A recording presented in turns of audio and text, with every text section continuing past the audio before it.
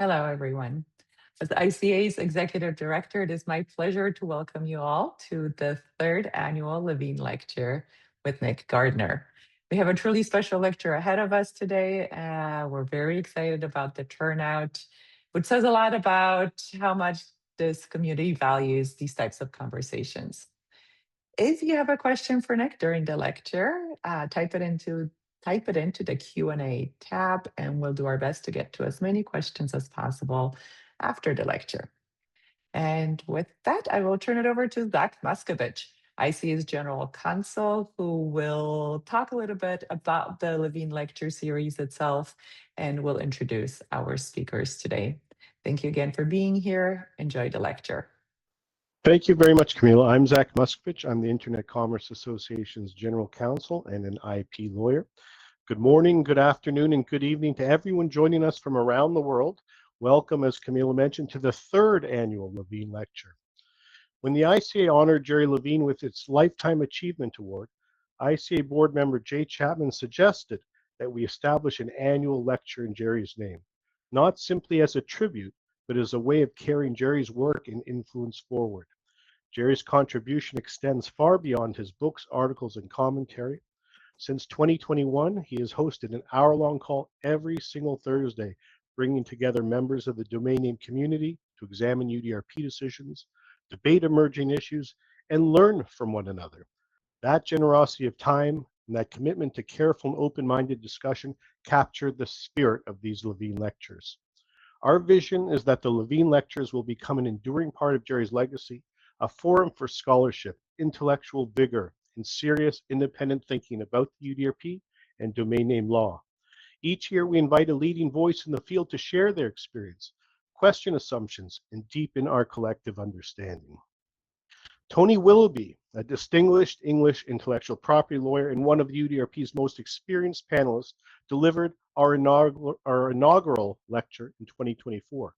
David Bernstein, another distinguished panelist and lawyer, followed in 2025.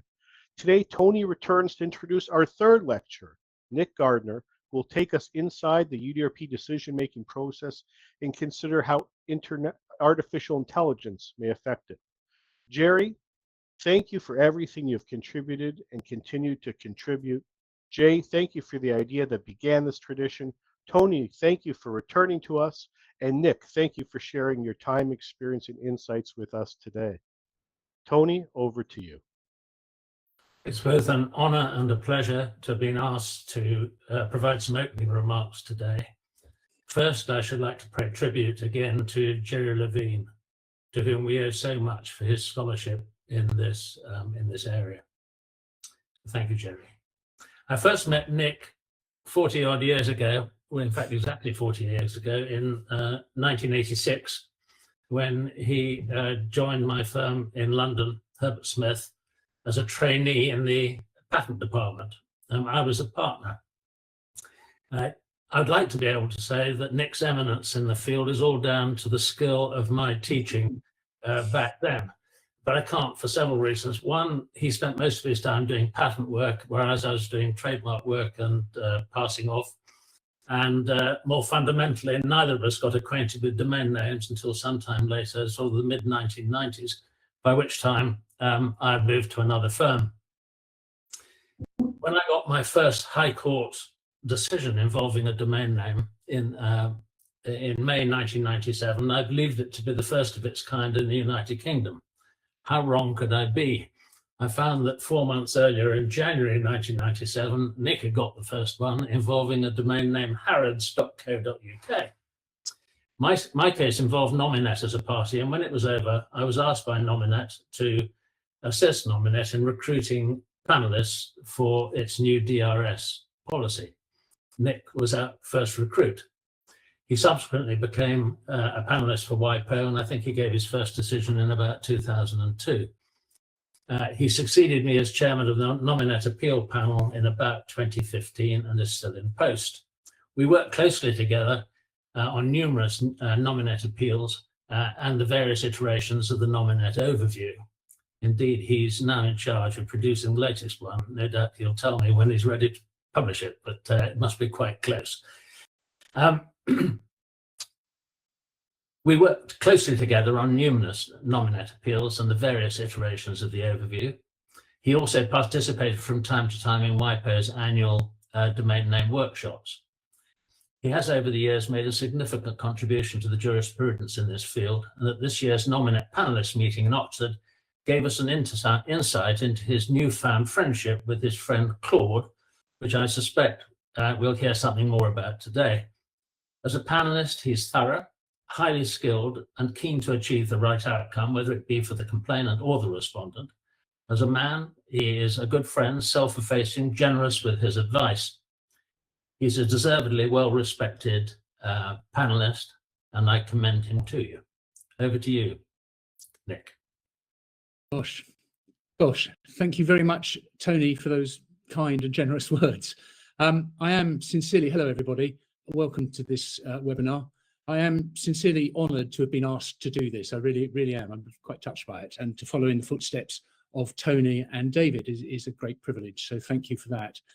Let me just give you a bit of background on myself, first of all, to give you some context. I realised in preparing this lecture that alarmingly, it was over 50 years ago that I left school, which is a rather sobering statistic. I left school and thought I'd become an electronics engineer. I'd enjoyed in my teenage years electronics projects, building amplifiers and radios, big loudspeakers and all that good stuff. I went to university to study electrical engineering, and it came as rather a shock to my system to find it used rather a lot of difficult mathematics not being my strong point. I dropped out of that. I decided that wasn't a career for me, and I went to work selling computers. And that was in the days when the computer business was changing. The old mainframes were starting to disappear. Mini computers were arriving. IBM were about to introduce the PC. And I spent a number of years in that industry, which was interesting, and I enjoyed it, and I learned a lot. For reasons I won't bore you with, I decided I didn't want to spend the rest of my life doing that. And I'd become interested in law as an exercise, and thought I might make a halfway decent lawyer. So I went back to university to do law. I was about 25, 26 years old, and I did a law degree and absolutely loved it. I still do love law. I think law is such an interesting subject for a whole host of reasons. After I left university, graduated from university, I found my way to the firm of Herbert Smith, which was one of the big London commercial law firms, specialising in litigation, and I joined there thinking I would become a commercial litigator. I think I was very naive in those days. I don't think I even knew there was such a discipline as intellectual property or patents, and it came as a great surprise to me about halfway through my training programme with Herbert Smith to discover there's this rather obscure department at the end of the one corridor dealing with patents and matters like that. I joined that towards the end of my training and absolutely loved it. I combined my love and interest of electronics and computers and all that good stuff with the practice of law in a way that was just fantastically good fun. As Tony's mentioned, he was one of the partners there. Most of my work in those early years was in patents in the electronic field, but I've also dealt with copyright and trademarks and all those good areas. And that was me sorted for the next 25 years. That was my career. I stayed there throughout my entire career, eventually becoming the global head of its IP practice. It changed into a much bigger international law firm. I retired from that 13 years ago, just because there were some other things in life I wanted to do, not just necessarily spend my entire life as a practicing lawyer in the city of London. But it was great fun, and I've got a great affection for that firm and everything that I learnt there. So how did I get into domain name law in particular? I like the concept of something called an inflection point. An inflection point, the dictionary defines it as a pivotal moment that signifies a major shift, a turning point or dramatic change in a situation. And I want to talk today about a couple of inflection points in my life and in my professional practice.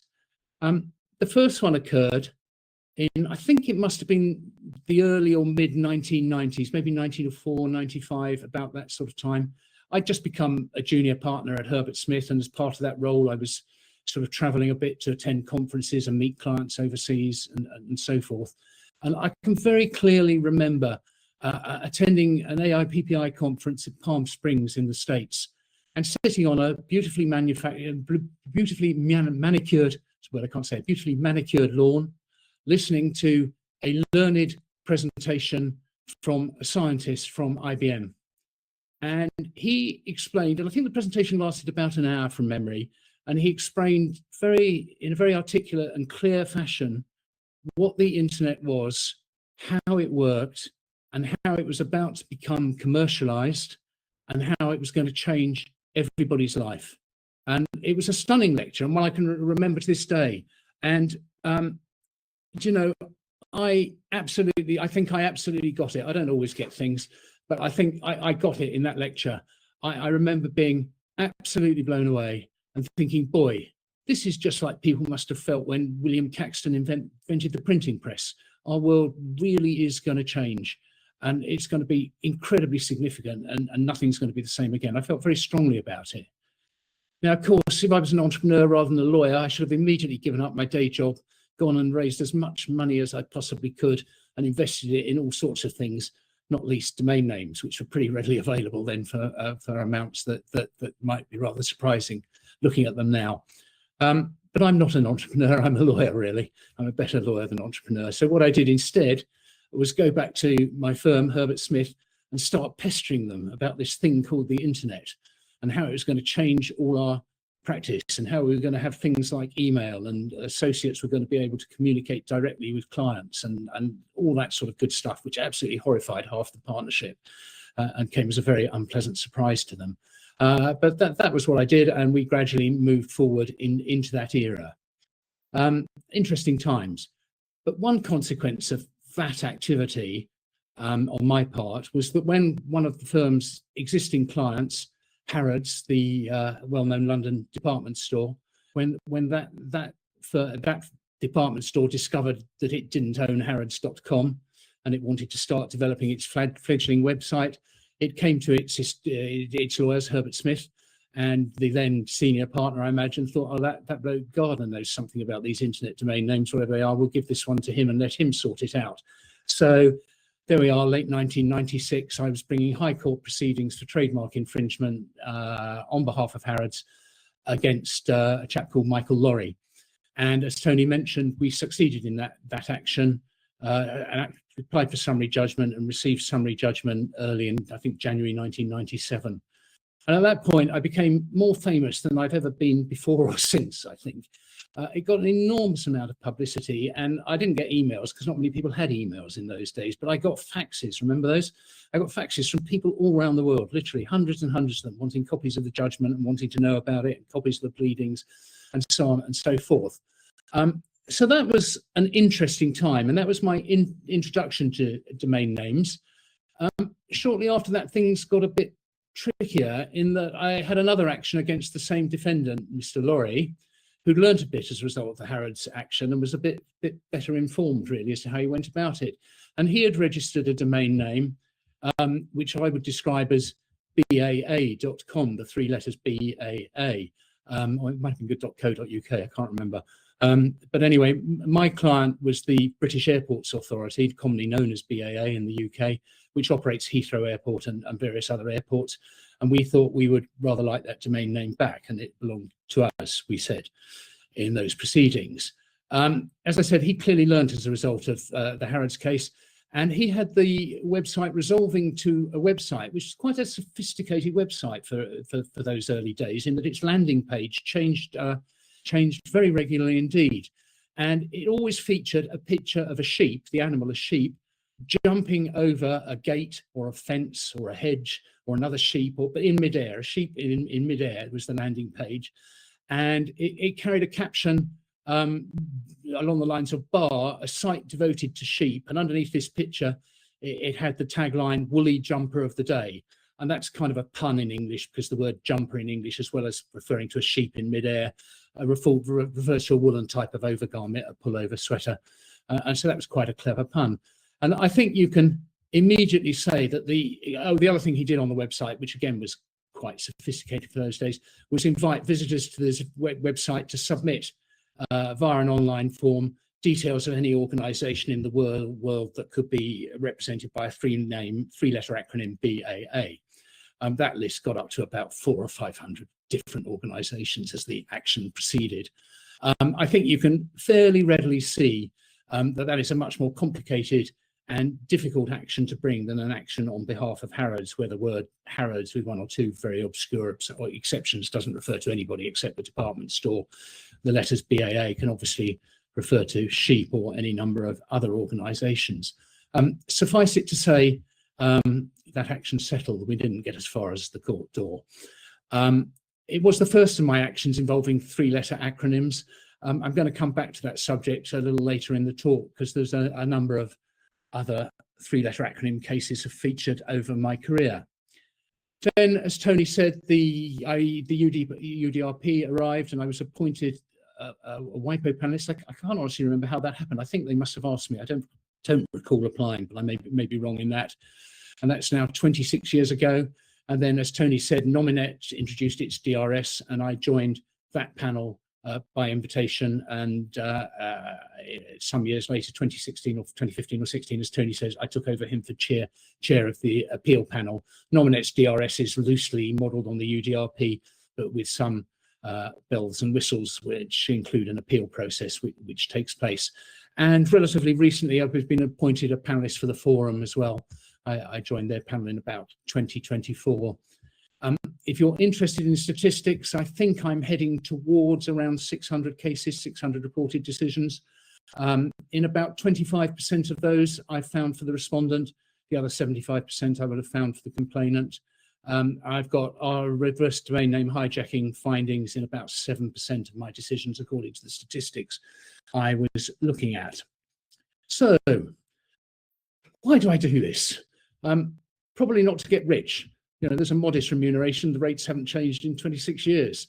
But you're not going to become, I'm not going to buy a super yacht with the proceeds of doing all this, but it makes a difference to my lifestyle. It's made my life a little easier in retirement.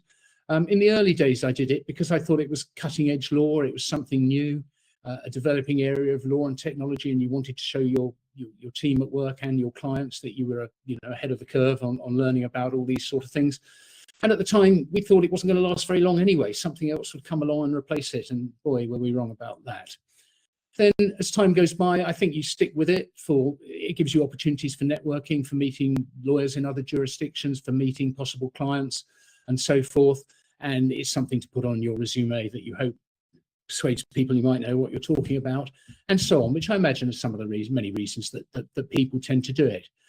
But against that, if you're the partner in a major commercial law firm charging the sort of rates that they do, it's a hideously economic bit of work to do. You lose money on it in terms of accounting terms, and you can become a target of irritation from your finance partner, whoever is in charge of trying to check out whether you're doing the right sort of chargeable work you should be doing.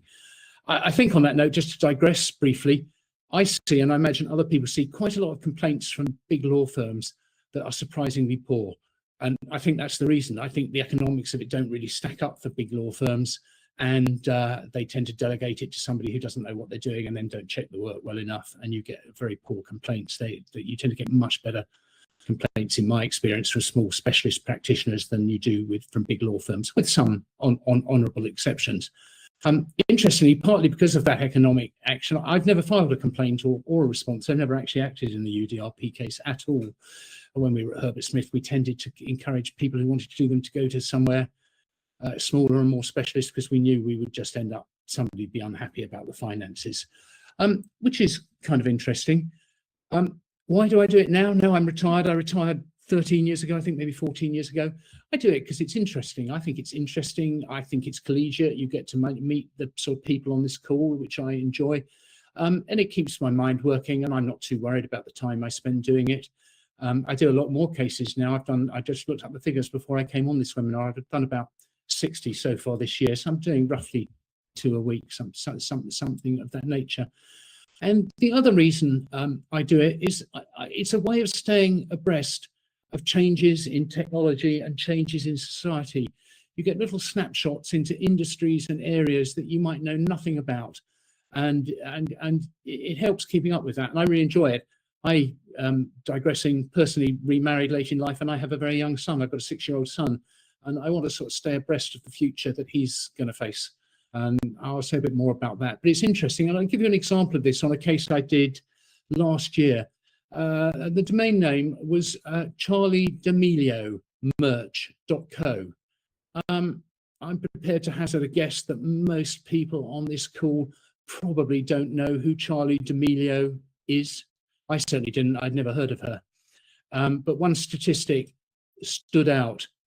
She's an influencer. I've never really understood what influencers are or what they do or why they're so important, but it's just extraordinary. She started on TikTok in 2019 with some dance moves and some other stuff, which I haven't, to be honest, looked at in any detail at all. By November 2020, so just over a year later, she became the first TikTok influencer to reach 100 million followers. And that's just a staggering statistic to me. You know, I'm a boy who grew up listening to the Rolling Stones and the Who and people like that, and people who plied their trade on the road for years and years and years before eventually making that breakthrough and becoming a success. Here we're in a world where you can become a celebrity with 100 million followers within a year. It's just a different example. And another example of how it helps me keep up with technology is artificial intelligence. And I'm going to come back to that subject and say quite a bit about it in the second half of this lecture. I said in the billing for this lecture, I talk a bit about how do I actually go about the decision-making process, because it may be of interest to people, it may not. If so, just bear with me. I'll get to something else, because I think it is a bit of a black box, and I speak only for myself. Other panelists may do it differently. I kind of start with some basic principles I like to have in mind and I like to keep in mind. Firstly, I don't have any axe to grind in this. I will find for respondents and for complainants, and I don't think there's any right preordained result, and I hope I'm not biased.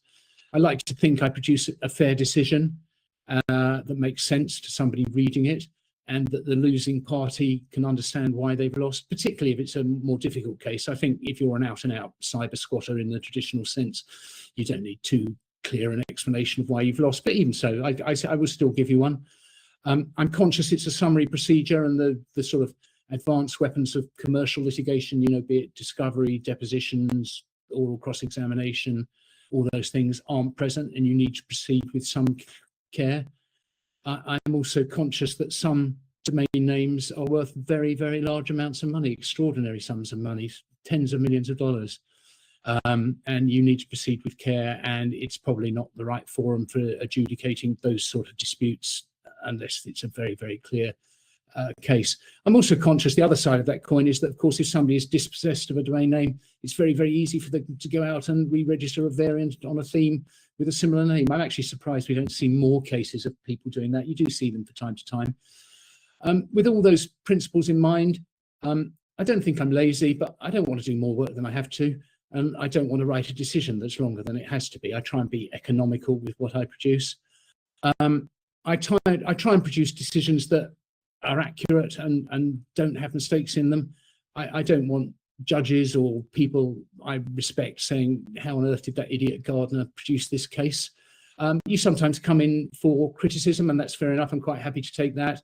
One of my very early cases involved the domain name Armani.com, where I found for the respondent on the basis that his name was Anand Rahmani, and he had plenty of copious evidence to support that, you know, including an affidavit from the priest who baptized him and things like that. And so he won. An awful lot of people out in the big world who hadn't read the evidence just assumed I'd been hoodwinked by a lying respondent that had come out with a ridiculous decision. And, you know, that goes with the territory. I'm not really too worried if people criticize me for that sort of thing, but I don't want to be criticized for getting it wrong. And I'll say a bit more about that in a minute as well. How do I do it in detail? I play a little game with myself where I just look at the domain name and see if I can guess who's going to win. Quite often you can. I don't know, maybe 75% of the time. Armani would have been one I got wrong. I would look at that domain name and think the Italian fashion home is probably going to win, all things being equal, and there's the exception that proves the rule. I might also look at the respondent's website if it resolves to a website, and the complainant's website, and just play that as a little mental game, which I find entertaining. Then when I get the file, first thing I do is check whether there's a response, because I think it affects how I analyze the file. And then once I know that, I will read the complaint. I'll usually read it quite quickly and ask myself a few basic questions. Is there a registered trademark? Does the complainant actually own it? Does the domain name post-date the trademark? And is what the a respondent is doing objectively wrong, or something up to no good. And those don't all have to be answered in the affirmative necessarily, but the answers you get to those questions will tell you how easy a case it's likely to be, or whether there are going to be tricky issues. I will then generally read the response, if there is one, quite carefully. I think the response is usually the most interesting document. And I will try and identify any procedural problems. I like, if I can, if I'm going to need a procedural order or there's something gone wrong, I like to get that out straight away rather than waiting till the last day when your decision's due before suddenly realizing there's a problem that needs fixing before you can do it. Once I've done all of those sort of things, I normally have a pretty clear view who's going to win or lose. I would say in 90% of cases I form that view pretty easily and pretty quickly. Once in a while, when you actually come to write the decision, you find you're wrong and your reasoning changes, and that's kind of interesting. Having done that at the early stages of receiving the papers, I tend to just stew on it for a few days. I don't sit down and write the decision then immediately. I just let it mull over in my mind, and I might look at it a couple of times. Most of the cases I get, the issues in front of me will be one tried and tested ones that I'm likely to know the answer to, and I'll speak in a moment about the actual mechanics of how I do that. If I do need some research, something I'm not sure about, I'm not sure what the answer is, I will probably turn first of all to the WIPO overview, see what that's got to say about it. I will then probably also do a search through the WIPO database of decisions. Or I might search some of the other databases that are available as well of decisions to see what can be found. If I don't get an easy answer from any of those sources, I will turn to Gerry's book, The Clash of Trademarks and Domain Names on the Internet. I am honestly in awe of Gerry's expertise and learning of that book. I once wrote a chapter, probably 50 pages, on comparative patent litigation in Europe, and it was the most difficult experience in my professional career. To have written a book like Gerry has is unbelievable.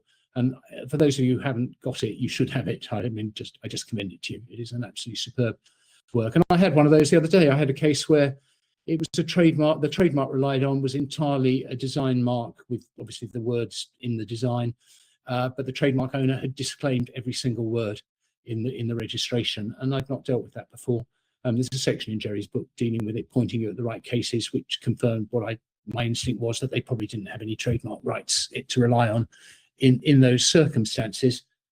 The mechanics of actually writing the decision, and until recently what I would do in my practice would be as follows. I use effectively an indexed database of text snippets. It's a program called Scrivener, which used to be available on a Mac. I think there are Windows versions of it now. And it's a program for authoring books or pamphlets or articles or whatever. And when I started using it many years ago, I had in mind that I would assemble a sort of master database and then just click the right passages that I thought were applicable to the print case in front of me, press a button, and it would just print out a formatted decision ready to go. It's never worked out quite like that. It's just turned into a database which I use for cutting and pasting, and I drop the relevant sections into the bits of the pro forma decision that you normally have available to, and fit it all together in that way. And then I will proofread it, I will spell check it, and I will review it, and finally read it from the top to check that it all seems to make sense, and hopefully it is okay.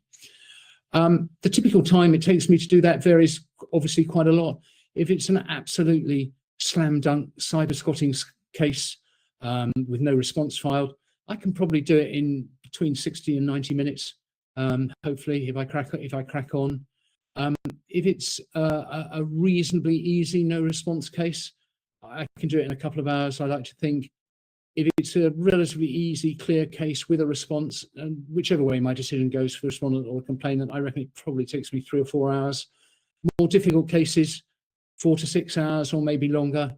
And if you're involved in a 3-person panel case, depending on how long that takes, it depends on who the panel is and whether you're in agreement. If you're not in agreement, it can take a very long time. Fortunately, I think the vast majority of 3-panel cases I've done, we've always reached agreement. But that's the typical timing that I have in mind.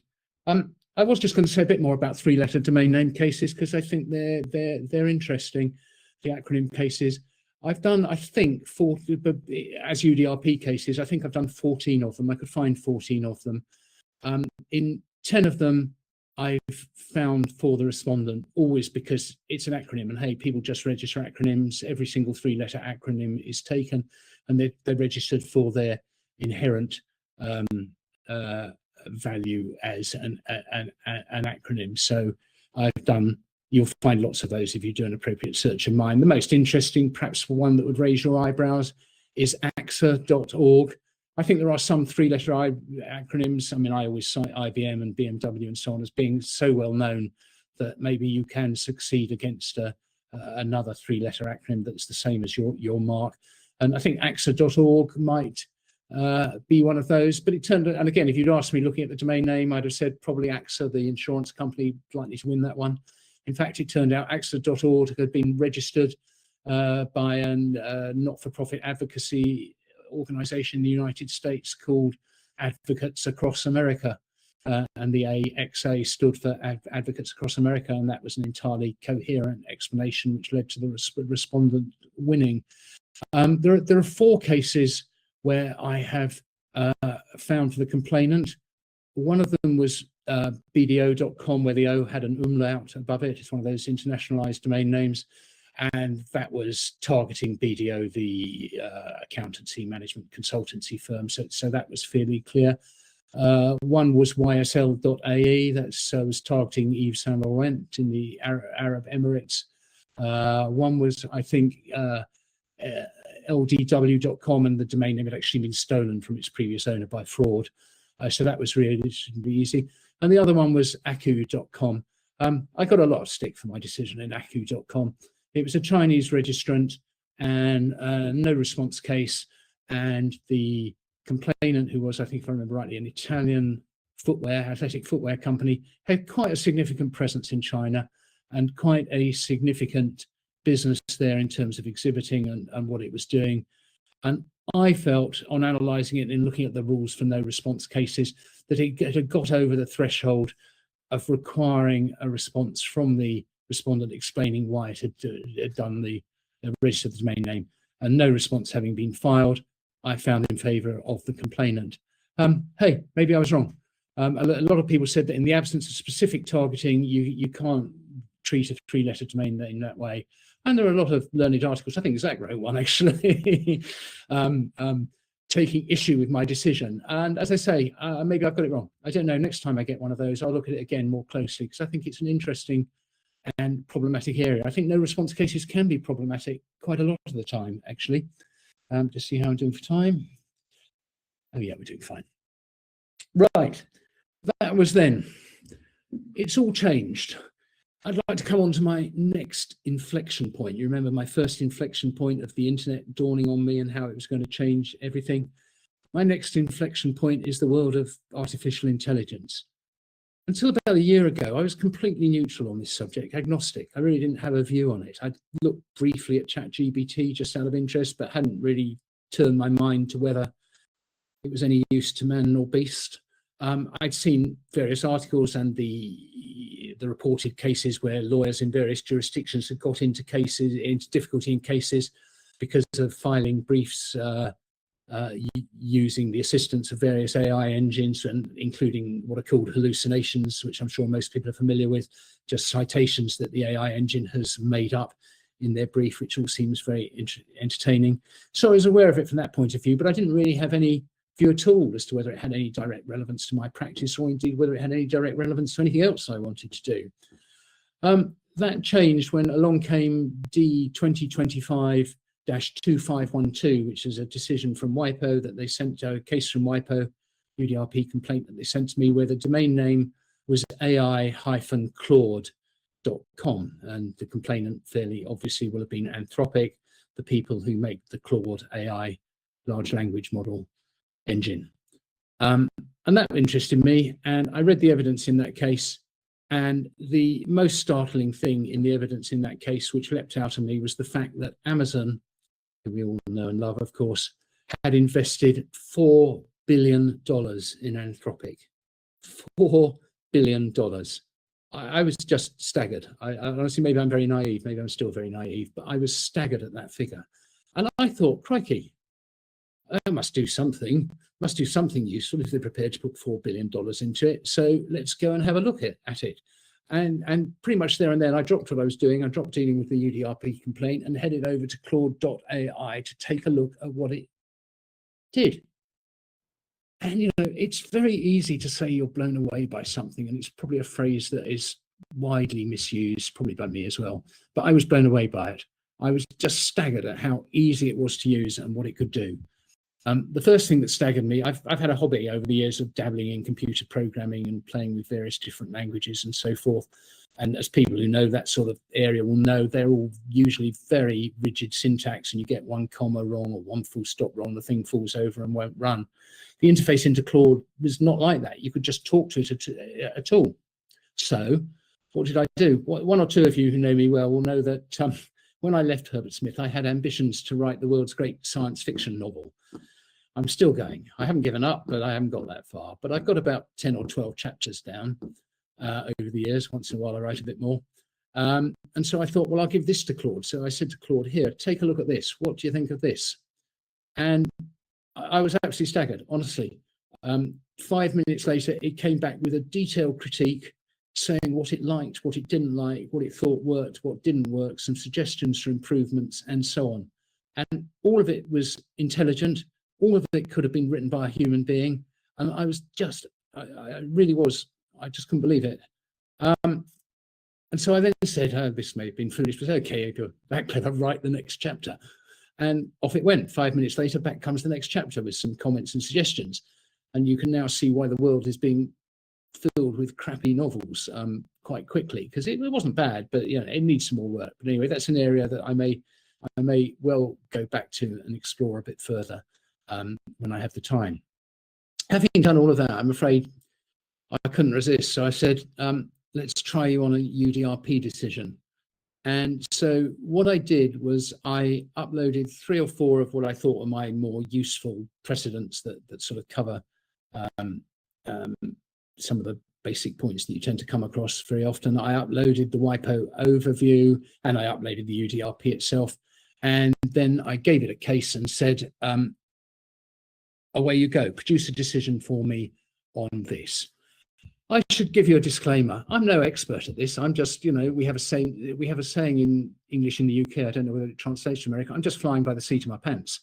I'm making this up as I go along and using it and seeing what happens. Let me digress there briefly. There are plenty of people around offering you courses as to how to use AI and how to improve your use of AI. And I thought I probably ought to take one of these cases so I at least have some idea as to whether I'm doing this properly. And I started down that route and I thought, hang on, this is a bit stupid. Surely Claude can give me a course. So I said to Claude, can you structure me a course in, say, 10 or 12 one-hour lessons that will make me more effective at using you, particularly for UDRP decisions? And off it went and it did it. So I've now got 12 modules that I can use and I have used, and they've taught me a number of things already. I haven't got my way through all of them to make my usage a bit more effective. But as I say, I am no expert in using AI or using Claude. The famous science fiction writer, Arthur C. Clarke, who wrote 2001: A Space Odyssey, for those of you who remember that, and many other fine works, once famously said, any sufficiently advanced technology is indistinguishable from magic. Honestly, that's how I feel about Claude. I've read books or articles that try and explain how these things work. I still don't understand it. And I still genuinely get very, very surprised at the work and the output it produces. I should say I rapidly ran out of resources on Claude's free plan. It's got various limits in there, and it started complaining and saying, I can't do this on these resources. So I signed up for one of its paid plans. I think it's a sort of mid-tier one. I don't think it's the top one. And I think it's about $150 a year. And I use that. And it can produce pretty good decisions. And I don't know how many of you out there are using it or have tried using it or whatever, but here's the most interesting part. It nearly always gets them right. That's what surprises me. It will get them right, I reckon. Well, let me just say, it is incredibly good. I think it's unbelievably good at summarizing the sort of procedural history, the parties' actions, the submissions, the chronology of what's happened in the case. and putting all that down in writing in a sensible, logical fashion. It's less good at doing the actual analysis under the UDRP of the various elements, and it's less good at dealing with procedural problems, but it's getting better, and I will come back to that. And I am very sensitive to the fact that it can produce hallucinations and go completely off the rails with mad answers. I'm pretty careful about that, so I'll talk about that a little bit more in a minute. One of the things I learned from Claude giving me some tuition is that it supports something called projects, which means that you don't have to re-input the same data over and over again if you're doing the same thing over again. So obviously every UDRP decision has the same foundation in terms of the UDRP, the overview, earlier precedents and the like. So I have set up projects within Claude, one for UDRP WIPO decisions, one for panel forum UDRP decisions, one for nominate appeal decisions, and so forth. And I get that project to retain a base set of knowledge, which you don't need to have input each year, each time you do a case. And one of the things I'm still not entirely certain is whether that project is accumulating its own knowledge as it goes along, whether it's getting better each time it does a case. I sense that it probably is, but I'm not 100% sure about that. I haven't actually done a careful, precise analysis, but if you ask me to guess, I would say that in an easy no response case, it will come up with the right answer probably 95% of the time. More complex cases, it probably gets it what I would regard as being right, coming up with the right conclusion, not necessarily for the right reasons, in about 75% of the time. And those decisions are without any prompting for me. I deliberately, when I first give it the case, I will give it the it depends what format I've got the documents in. I will either give it the WIPO PDF case file, which has got everything in it, or if it's a forum case, I will give it the complaint and the response. And I normally won't give it any clue as to what I think the answer is. And it comes out with those sort of statistics I've just given you. If it does get it wrong, and I'll say a little bit about it getting it wrong, I can just give it a nudge and say, I think you've forgotten this, or you haven't taken account of that. And it will instantaneously rewrite the decision and get it right pretty much 100% of the time with that little bit of help. If you ask me again to guess, I haven't analysed it scientifically, I think it cuts about in half the times I gave you earlier for doing a case. And it takes an awful lot of the rather boring grunt work out of assembling the facts and the chronology. It removes all of that from you and just makes the process actually quite a lot more interesting and enjoyable, certainly in my experience. So I think that is really, really interesting. It does get cases wrong. The most surprising one it's got wrong are the ones, and I've been using it now for about a year, in fact almost exactly a year. It's just sent me, Anthropic have just sent me a reminder that my subscription's due for renewal. The most interesting one I thought it got wrong was a domain name where there was D2026-1321, where the complainant was a South African company who'd persuaded the South African Trademark Registry to give it a registered word trademark for "we buy cars," a phrase that describes what every single car dealer in the world does. We buy cars. To be fair, it had a very, very big business in South Africa and Namibia, but it had no business anywhere else in the world other than those two countries, and no reputation or no evidence of reputation anywhere else in the world. The respondent was an individual based in Minnesota who had registered webuycarsforcash.com. And he pointed it at a website which looked to me like probably an AI-generated website, didn't have much real content on it. Anyway, Claude thought this was a slam dunk case of cyber squatting and came down 100% in favour of the complainant. I disagreed. I thought there was absolutely no reason why a man in Minnesota should have any knowledge of We Buy Cars in South Africa, or have any reason to suppose that he would not be able to register a domain name comprising the entirely descriptive term, to my mind, webuycarsforcash.com. I told Claude that, and it promptly said, "Oh, I'm terribly sorry," and rewrote the decision. As I said previously, I worry about hallucinations. I have standing instructions in my project only to use citations that I previously used in previous decisions, or to use citations that the parties have put in their submissions.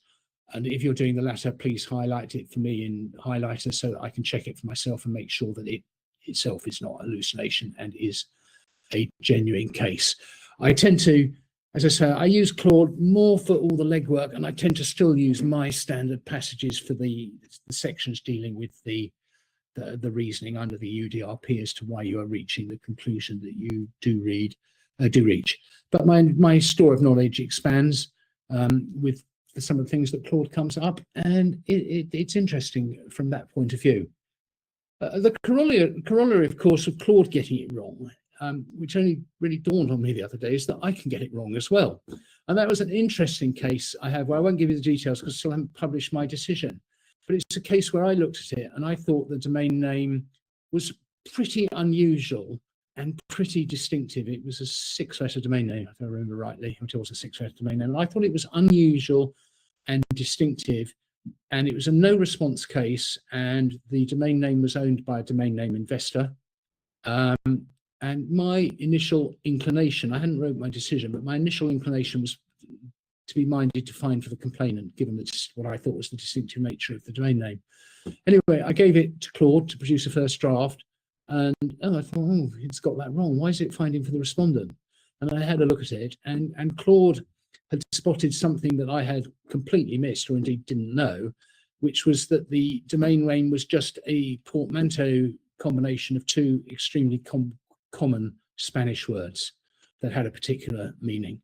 And once you knew that and realized that, you could do a few quick searches and realize that this domain was, there were any number of organizations out there using this portmanteau word as their name or as a trademark in their business. There were, I think, 50-something trademarks on the European Union registry for the term in question, most of which didn't belong to the complainant. So that completely changed my view of the merits of the case. How are we doing? Doing nicely for time. That's good. So that's where I've got to at the moment. I use it all the time. I use it on every single case I do. And I don't rely on it, and I don't necessarily trust it, but it has cut down. I think it's cut my time typically in half, as I said, and it's removed quite a lot of boring grunt work, which I'm grateful for. If you look back to my first inflection point of the internet and how that was going to change our society, I don't think anybody would have predicted necessarily how quickly and how rapidly it was going to change our society, and how it's going to change it both for the good and for the bad. And I think that that has happened enormously with the internet and produces its own set of challenges. I think exactly the same profound effect is going to happen with AI over the coming years, probably more quickly than it's happened with the internet, given that AI, as I understand it, has now reached the point where it can improve itself. And we've all watched Terminator and know how that ended. So who knows what's going to happen. If you just confine it to the UDRP, I can easily, whether people want it's a different matter, but I could easily see that you could build a system where an AI engine rendered the decisions, and you could have a right of appeal to some humans if you wanted to pay the money for it, or whatever. And more generally, the world itself is going to become very tricky. I mentioned, I think earlier, that I've got a 6-year-old son, and he's going to grow up in a world that is radically different, and AI is going to change that. And that is completely opened my eyes to how different his future is going to be to my past. I think for those of us who are panelists, I'm very keen on using it. I leave it up to people who, whether they themselves want to leave it. It's clearly an individual decision. If you do use it, I think you need to proceed with care, but I think you will find it interesting and helpful. If you are acting for parties, complainants or respondents, you may or may not want to use it to help prepare your complaint or your response, as the case may be. I think you might find that interesting. If you do that, I suggest you check the work pretty carefully and make sure that at the end of the day, it's your work and not the AI engine's work. Whichever way you go about it, I really would suggest you might like to run the complaint through your favorite AI engine of choice and ask it to prepare a decision for you. That may be a pretty good way of throwing up weaknesses in your case and things you haven't thought about or things you've done wrong. And I think you will find it an eye-opener. I think it's going to change our cozy little club of domain name disputes and how they're handled. Quite how it's going to change it and how rapidly, I don't know. I can foresee that very easily within a year's time or 2 years' time, rather than me, cutting and pasting still my bits of standard text in because I don't completely trust the AI engine. It's going to be producing decisions that I'm just going to be dotting the I's and crossing the T's on, and maybe making a bit of a stylistic change here and there.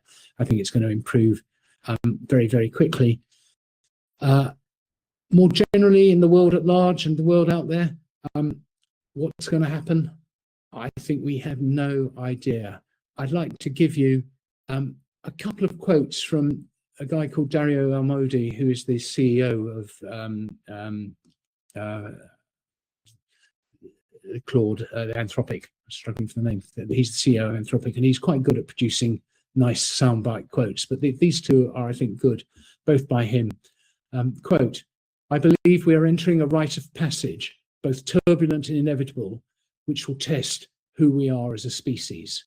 That was from an article he wrote, The Adolescence of Technology, in 2026. And a slightly earlier quote from an article called Machines of Loving Grace in 2024. Quote, "I think that most people are underestimating just how radical the upside of AI could be, just as I think most people are underestimating how bad the risks may be." We shall see. The world's going to change. As the Chinese proverb or Chinese curse says, may you live in interesting times.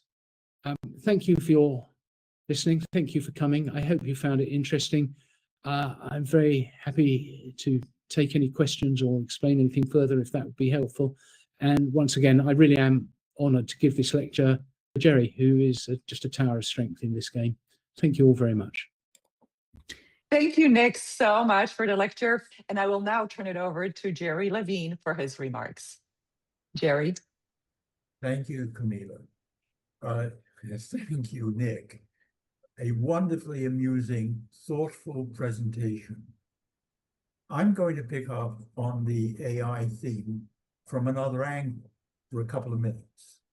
If AI is going to be used for drafting papers and citing cases, certainly the party using it for those assignments bears the responsibility for any hallucinations. There has recently been a spate of UDRP decisions addressing the consequences of unsupervised submissions, including from Nick. But AI is also invaluable for a distinctly different purpose as a research tool. In thinking about what AI can do, I find an interesting analogy with the microscope. This is because of its power in opening up a depth of seeing the unseeable things, and what those in the 17th century saw was astonishing. AI delivers the same astonishment. Although in its case, as Microsoft's co-pilot says, quote, AI-generated content may be incorrect. Assuming the following is correct, I thought it would be amusing to look at some statistics for Nick on Nat Cohen's UDRP tools, which features Claude as the far-seeing microscope. Claude says Nick was appointed as a solo panelist in close to 88% of his appointments, and that as solo, his transfer rate was nearly 79%. But in three-member panels, as presiding panel, the panel's denial rate was 66.67.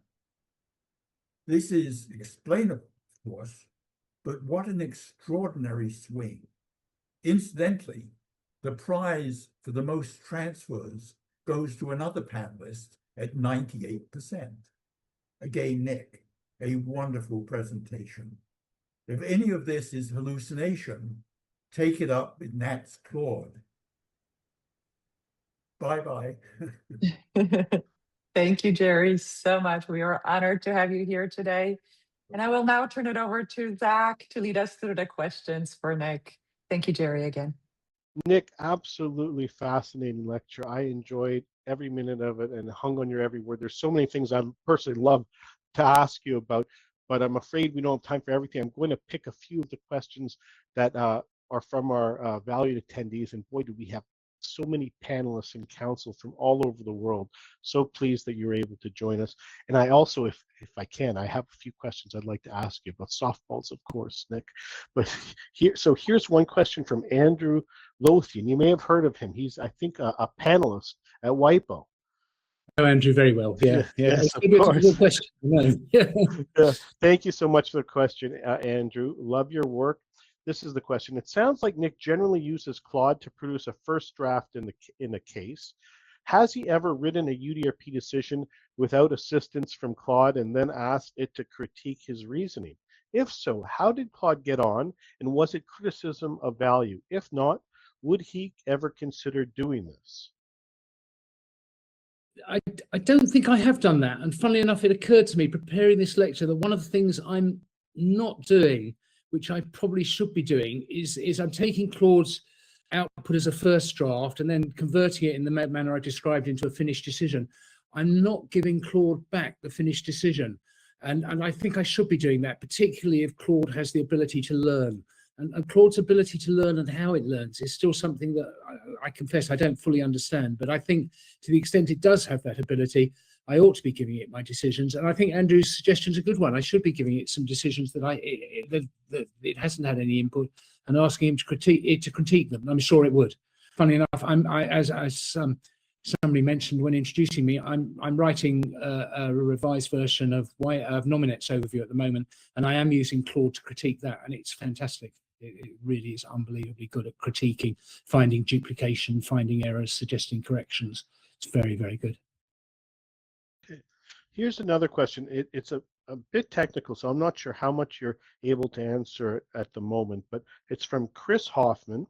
Great lecture. Maybe you can talk about your experience with split decisions, especially with regards to consolidation of multiple domains owned by different domain name holders in one single UDRP complaint. I'll just read it one more time. Great lecture. Maybe you can talk about your experience with split decisions, especially with regards to consolidation of multiple domains owned by different domain name holders in one single UDRP complaint. That's quite a technical question. And can you even consolidate against multiple domains that are not under common control? I think you have to show, from memory, I need to look at it. I think you have to show they're under common control. They might be owned by nominally different respondents, but unless you can show they're under common control, I don't think you can consolidate it into a single complaint. The question of whether they're under common control is a sort of factual, specific question depending upon the evidence that you look at. I did one very recently where I only proceeded on one domain name. I wasn't satisfied they were under common control. But you need to look up the decisions. I'm a bit reluctant to give an off-the-cuff analysis on that, but I think that's the position. If you're satisfied they're under common control, then you can deal with all the domain names in one go. And you look at the websites to which they resolve, you look at the information you've got from the registrar as to who the registrant is and commonality of telephone numbers and email addresses and all those sort of things. And sometimes it's very easy to show that they're under common control. Sometimes you can raise an inference, and if they haven't said anything to dispute it, you probably get there. And sometimes the evidence doesn't support it, I think is my understanding. Very good. Okay, Nick, I'm going to give you two questions. Let's get back to AI. That's a fascinating part of this whole discussion.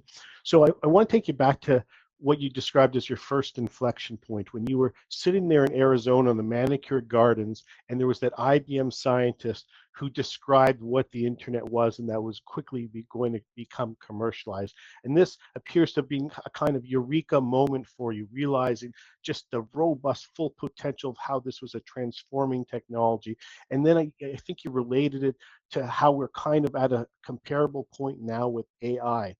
And so you'll recall that the UDRP was a real technological pioneer in conducting international disputes over the internet on papers only. And that was a really remarkable feature in and of the UDRP itself. Now let's kind of put this, let's compare this situation with AI, and you've kind of alluded to this and described it, just how transformative this is.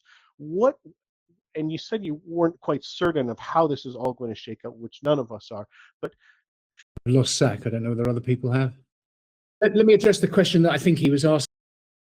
AI could be transformative. You could, I mean, I certainly play even now, but certainly perhaps within another year.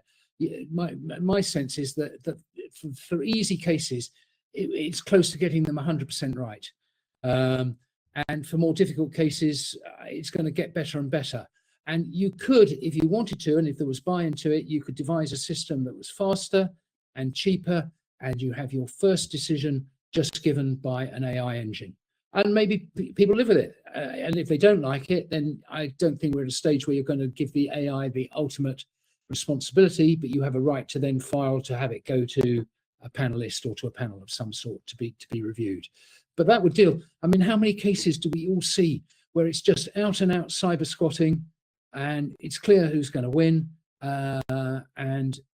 You know, we labor writing these decisions, and I do sometimes think, is anybody ever going to read this decision? The cyber squatter isn't. They're just going to move on to the next thing. Perhaps the poor hapless junior associate who had to draft the complaint might read my decision just to see whether they got it right, but I'm pretty sure nobody else is going to, sadly, which is why I find more difficult cases more interesting. But yeah, I think AI is going to transform how we deal with some of this pretty quickly, actually. Nick, you mentioned that, and this is remarkable, you never, although you've done 600 decisions as panels, you never filed a complaint nor response yourself in a UDRP proceeding. Right. And you mentioned how counsel might use AI and Claude, for example, in preparing their pleadings. But you've described a kind of, I would say, a responsible use of AI by a panelist, a fashion of responsibly using AI, ensuring that it embodies your own views, and you're checking it, and you've a methodology for avoiding hallucinations, etc. Is there a comparable case to be made for responsible use by counsel in preparing a complaint or response? Because we've seen bad use of AI generating complaints and responses, but is there a good, mature, and responsible way of using it as well? Yeah, there should be. I mean, you're exactly right, Zach. We're all seeing bad complaints or responses which are clearly generated by AI and which, you know, can contain hallucinations or whatever. And the difficulty we've got, other than the sanction for what it's worth of a reverse domain name hijacking finding against a complainant, there is no sanction against them doing this. You can't stop it. I suspect the system will mature and people will get better, and they will get better at using AI to either generate work that makes sense or to check their work. And I don't get the impression, I might be wrong about this, but I don't get the impression that many people are putting their complaint into an AI engine and saying, write me a decision based on this complaint. If I get no response, if no response is filed, show me what decision I will get. Because I think that would end up in a lot of complaints being drastically improved.